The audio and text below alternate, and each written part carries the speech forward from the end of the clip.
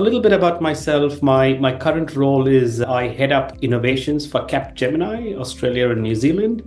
And I also have a secondary role, which is now becoming sort of my primary role, is to lead AI go-to-markets for Australia and New Zealand. We're a large strategy and technology consulting firm headquartered in France, but we're a global company. We've got over 350,000 people in the organization, so a fairly large organization.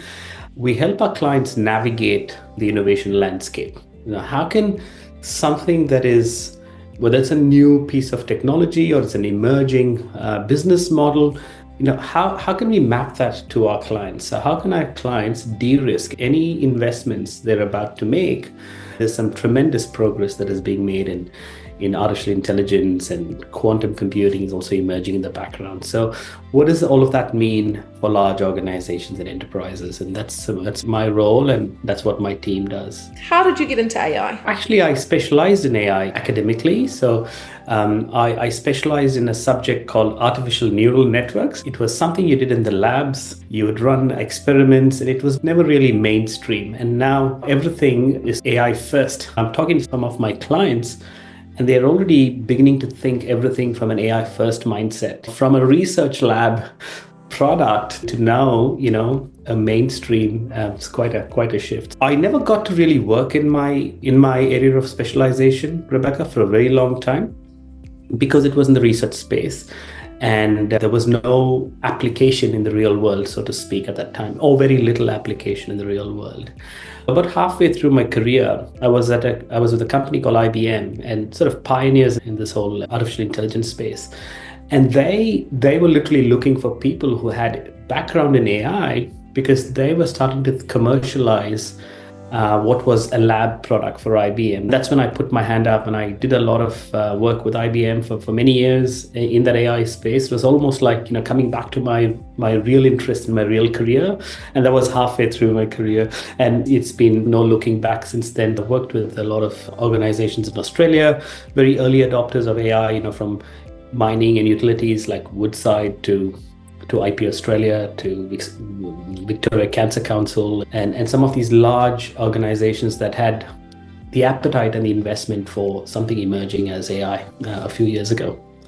Anybody who got onto the journey early on definitely have an advantage. They have the foundation building blocks that is needed for any successful AI application in good order, because they started early. The foundation building blocks could be the data landscape, the quality of data, where data is stored, how accessible it is by applications like AI in the future, the ethical frameworks, the adoption frameworks. So anybody who started earlier on certainly would find themselves in an advantageous position, but also feedback from whether it was a customer-facing application that they released with AI in it. Like I remember we did a student advisory solution for Deakin University in Australia.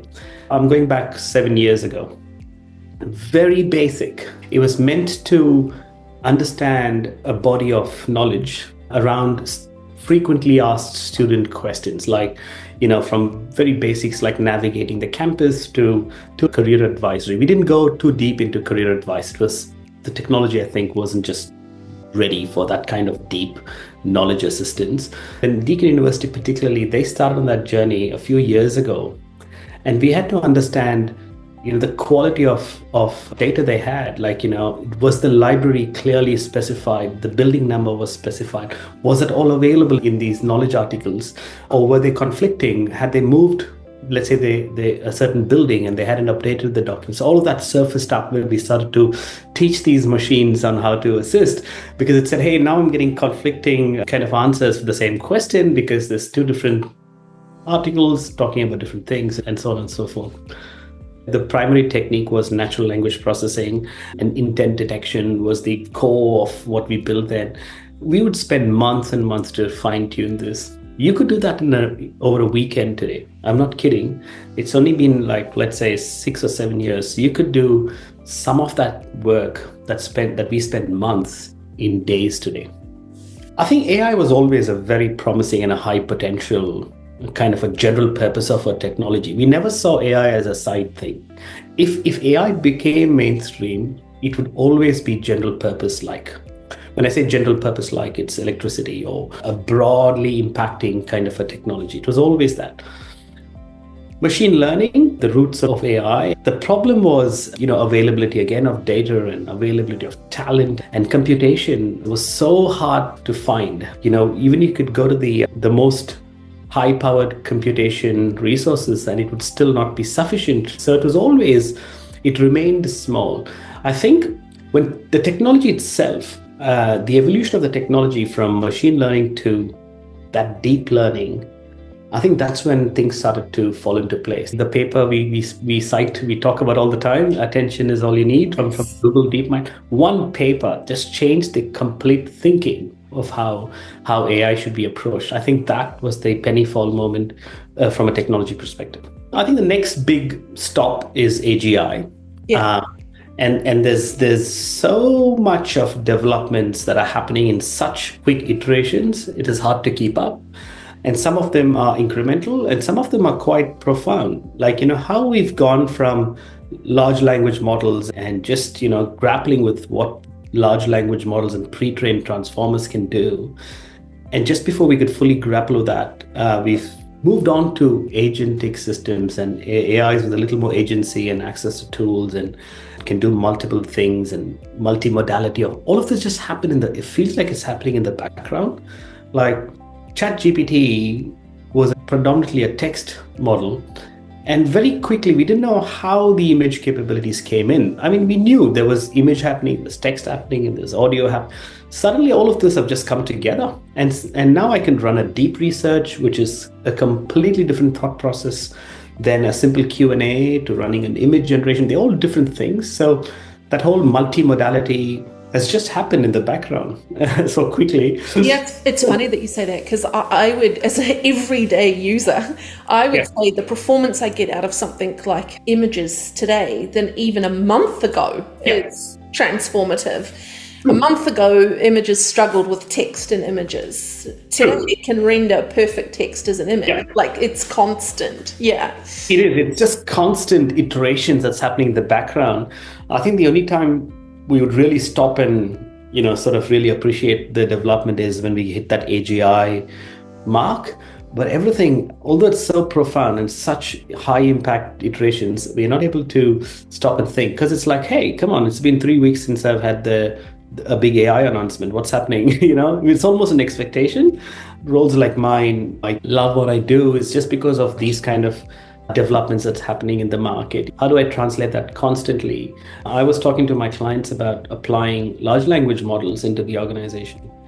Now all of those conversations have been, how can we bring in agentic systems and augment agents with your human teams? How can we rethink the workforce? And it's so quickly gone into another level of conversation. AI has gone from, technology conversations to, in some aspects, a HR discussion. What does that future workforce look like? The rise of generative AI, as light as that topic sounds, feels like we moved on from it. But I think it's a paradigm shift in how organizations are going to work. This is for the first time technology is able to produce content, like create stuff. We've always had amazing tech to work on content and work on information that we've created. And this is the first time AI is able to create. So that whole thing is the most important thing to really spend some time to deeply understand. What does that mean when AI can produce content? Now, we spoke about HR. There are aspects where we're thinking now AI hits the cultural infrastructure of the organization, because when you produce something, when you create something, it's usually a carrier of culture. Like when I write a book, it carries a certain cultural aspects. When I'm creating a simple marketing campaign, it carries the brand and the identity and the culture of the organization. So it's a very deep thing, the rise of generative AI, and it's just not just another progression of AI. The other thing, Rebecca, is just the emphasis on responsible and ethical AI. I think that's another very deep area of AI sort of topics to really stop and think and understand properly. What does it mean? Just responsible use of AI. Just because we have this amazing tech that can do all of this, should we do it? And where do we stop? Where do we put controls? Where do we give agency and where do we control agency? What about bias? What about transparency, etc., etc. And also just another significant shift that professionals must start to think about. I think now is a great time for this, is edge AI or AI on the edge and physical or embodied AI. My last presentation revolved around embodied AI or physical AI, whether it is AI in the humanoid form or it is a smart wheelchair, or it's a smart car or an autonomous car. It could take any shape, any form, but basically physical AI, physical devices or physical objects that have the capability that have intelligence embodied in them, I think is going to be the biggest. It's a great time now to think about it. That's a little bit of a future forward-looking aspect, but it's going to be another profound kind of space where a lot of developments will happen. As we move into the professional world and you start to get into specialist areas like biology, hematology, engineering, urban design, what are some of the use cases or applications of AI that you're seeing there that go beyond just the generic, always talked about use cases? They would all fall into the category of vertical AIs, or AIs that are specialized in something. So we've got this general purpose AI on one side. General purpose as not as an AGI, but this broad pre-trained AI that can do many things. It can be a customer support. It can generate some marketing content. It can act as a knowledge assistant, etc., generally. And then you got these really specialized AI which is fine-tuned to do very specialized things. For example, if you ask that AI how to make chicken soup, it wouldn't know. It says, I'm smart, but I don't know how to make chicken soup because I'm not trained to do that. So these are very specialized. And I think medical is going to be the most impactful area that vertical AIs will play, whether it is early disease detection, or through non-invasive methods, just understanding what's happening, or personalized medicine. We've always had a lot of information available in that medical space, but not enough capacity to process that. So like we know a lot about DNA, genome sampling and all of that. We know a lot about it, but yet we've somehow resorted to the common denominator kind of version of medicine, right? If you've got pain, go take some paracetamol. Generally speaking, 500 mg of paracetamol should do the job, but we don't know what your body needs. So you have all the information that there is to really personalize that dosage of paracetamol that works optimally and effectively, but we just don't have the capability, the capacity to do that. So I think that'll change. You're already seeing stuff like protein folding innovations that's happening, and peptides and all these newer drugs that are coming in, predominantly being simulated or born in that virtual AI space, then coming into mainstream. So drug research, which would, take 7 years, let's say, for approval, would just drastically reduce, because now you run such amount of simulations that it just reduces the time to market, which means solutions will be available quicker, treatments will be available quicker. I've done a lot of work in medicine. I was involved in this project to detect skin cancer through computer vision. And this is, again, a shortage of melanoma specialists. And whilst many of this was telltale, to an expert eye, what if we could have a machine do the first level of analysis, or even at a point where it is not cost prohibitive, talking to a lot of people that we surveyed at that time, that they wouldn't go to a hospital because it's a hassle. I'm young, why would I get skin cancer? What if they had an app on their phone that just costs nothing and takes less than 2 minutes? That was the whole idea behind that skin cancer detection, was it would flag something that may be cancerous, or maybe tell you it looks benign.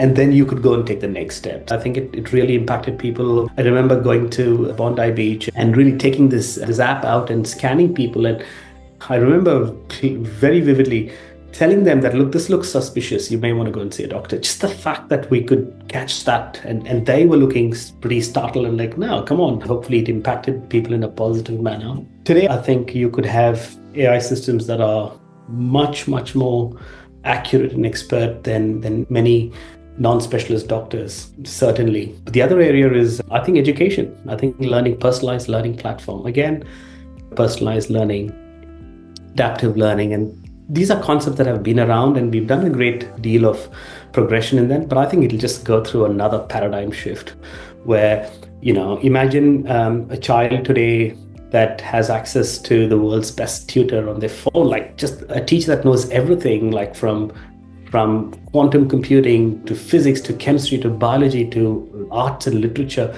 all in one thing. So how does it change the way we learn? Our teachers could do so much more with their human teaching things, whilst a lot of the content creation and assimilation of content can happen through AI. What are you doing now, taking advantage of newer trends? We're working on a multi-agentic kind of a solution for this financial services company that does investment advice or investment analysis as part of what they do. I was talking to one of these experts in this organization, and they said the time someone could afford a high quality investment advice is when they're over 40 years. Okay, because it costs money to get high quality investment advice. And most of the times when you're 40-year-old, you're a little too late to the investment game. You should have done something when you were, when you just started a job. It was a bit of an eye-opener for me. And it said, oh, true. Why wouldn't a 30-year-old or a young person starting their first job get serious wealth advice or investment management? Because it's expensive. Because it means you need to go to a company, get an appointment, pay a fee, and it's, when you're earning very little, it makes sense to say what little you have. What if high quality investment advice was available for a fraction of a cost? How would it change someone's wealth profile over the years? So we're working on a multi-agentic system. Just to do that, multi-agentic systems in very simple language is lots of smart AI systems, running around doing different things and collectively arriving at some kind of an output. So in this case, there's an AI that goes and surveys the market and looks at, last 5 reports of NVIDIA shares and compares that with something else, and looks at the Australian market, looks at spending. Another AI is looking at the government policies that's to be coming. It just all comes together as a team, and maybe it's taking a few actions, going and reading databases, going and pulling some information, but collectively giving you that high quality investment advice. And when you go sort of peel the technology layer, the agents need to have a common memory layer between them. They need to talk. There need to be a conversational layer. They need to interact with them. There's one agent that says, I think Rebecca must make an investment in option A. And another agent says, no, it's probably option B for Rebecca and Rebecca's lifestyle. They really have a healthy debate and they come to a conclusion. And based on the conclusion, a third AI then acts on it and so on and so forth. It's like a team working for you. It's like a team of people working for you to get you the best investment advice. So I think that's pretty cool. Some of the technologies that may be involved in an example or the use case, like I just explained. So this could be LangChain or AutoGen or the newer ones. There's something that just came up called GenSpark. These are new agentic systems, very capable. They all involve some kind of language processing because most of the content we've created is language-based. So there will be some large language model at play. We pick and choose which model might work where. If it's data crunching and that kind of stuff, we might choose a certain language model that is better at it. If it's code generation, certain models are good at it. So we basically bring the best of language models and use that as a combination. It became quite a crowded landscape. So you got the traditional hyperscalers or these large vendors like the Microsoft, AWS, Google. Each of them have their own AI stack. They almost have a one-to-one capability of anything in that stack. So if you're talking about large language models, each of these hyperscaler platforms offer high quality options to consume their AI on their platform. The whole idea is, if you are on a certain cloud environment, let's say you're on the Google GCP cloud or an AWS cloud or an Azure in Microsoft, the idea is how can you stay there and get all of the new stuff come to you rather than just changing your entire landscape. So you've got that happening. Then you have all of these providers like Salesforce and ServiceNow and SAP, and all of them, if you're paying attention to what's happening in the market, they have their own powerful AI layers and AI offerings. So Salesforce would tell you we've got Agentforce and Einstein as our layers, and SAP would tell you we've got Joule and other things as their AI. So you're going to have AI capabilities embedded into these existing software that you've invested in. And then the third is open source. I personally like open source. I favor open source. I think open source builds very complex, powerful capabilities because the power of the community and what they can all come together and do. Collective intelligence is bigger than any small group of intelligence. It's got all these amazing capabilities, but comes with no guardrails and where you need to bring your own security layers. So I think it's a combination of these hyperscaler capabilities that are there for you to build your applications if you're going to build ground up, or tap into existing softwares and the AI is embedded into them, maybe within that world of that software, or open source if there's an appetite to take open source and build the enterprise layers that you may need around it. We've seen some of our clients go in that route because they're saying, hey, these are more transparent. There are a lot of options. The future is multi-model, the many models working together. Where does somebody start? I think firstly, the awareness and the education. You need to get that continuous learning aspect happening. I'm more continuous learning now than I was ever before. The next is, connect with the community, build a network around you and your area. So if you're a radiologist, read and connect with people who are thinking about the future of radiology. What are the papers and what are the techniques and what are the applications coming out of that? And the only way to do that is to connect with your peers and then have that discourse, have that exchange. And then experiment and practice. One amazing thing that has happened, Rebecca, everything has become low code and no code, right? Like, it would be a shame to not experiment and practice because you don't need to be a programmer. Many a times, at least for the level 1, you don't need to be a programmer. You don't need to have specialized skills. All of these are Lego blocks. Just put them together, see if it works for you. And if it does, then, engage a serious developer to do it, or development team to do it. But nothing stops us from experimenting and practicing.